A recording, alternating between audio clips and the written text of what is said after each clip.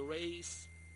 And they're up. Royal Jeddah shows alertness at the start. Is Small Star then running by the rail. Jet Prop in between runners comes Winking Eye. Diop Jade comes next, followed by number 7 Carmelita by the rail. Is Hard Power Do Re Mi, and Winning Habit is running at the tail of the field, heading towards the last 600. Now we have Winking Eye in command by about a length and a half. Is Small Star running in second, then racing in third, Royal Jeddah.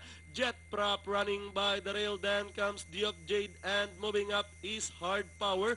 Carmelita third last, Winning Habit second last, and Do Re Mi now bringing up the rear as the action turns for home. Winking Eye now the leader by 4. Running now in second is Jet Prop. Moving up is Winning Habit. With the last 100 meters more to run, Winking Eye now by 4 over Winning Habit. And finally, Winking Eye, Winning Habit, Jet Prop, Hard Power close between Small Star and Diop Jade for your Pentapecta. Then comes Carmelita, Do Re Mi, and Royal Jeddah.